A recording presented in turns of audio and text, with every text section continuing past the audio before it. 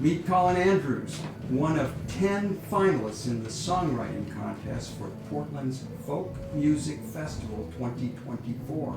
Colin, welcome to Portland. Thank you, Pat. I understand you've just arrived in Portland recently. What brought you here? I think I got bit by the bug. Actually, in high school, I was having a couple months of pretty deep depression, and a friend turned me on to both Elliott Smith and M. Ward. Ooh. And I kind of planted the seed. So some years later, I was traveling around the country and had this kind of heart date with San Francisco that I wanted to, then mosey on the coast right up to Portland, but it took about 10 years. 10 years. To actually finally get to the destination. Well, welcome. I can understand, but why did it take you 10 years to get here?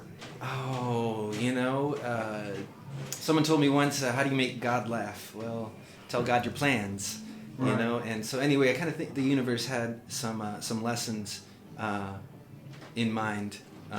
So I had to kind of like pick up all these little pieces of knowledge and memories and relationships with various people and places to kind of constellate a narrative that is now this music that I'm sharing. So Wow. It just kind of took a little longer to cook. All right, so tell me about the song. It was the winning song in the contest. Yes, sure. The song that got me in is called "The Way." I wrote it the night before my first adventure out of the United States. I kind of wanted to take some time out to kind of get some perspective on what I had experienced staying in kind of the continental 48 for the most part. And I didn't know, honestly, I didn't know if I'd be coming home from the journey, and so the song is kind of like a reflection on this very long journey up until that point. And I just recorded it and forgot about it, and then a couple years later, I got bit by the bug to start sharing music again, and I was like, I don't know where to start. And I was like, well, it all started with kind of like Woody Guthrie and then these old folk singers that I got introduced to a long time ago at Jim Post and these kinds of characters.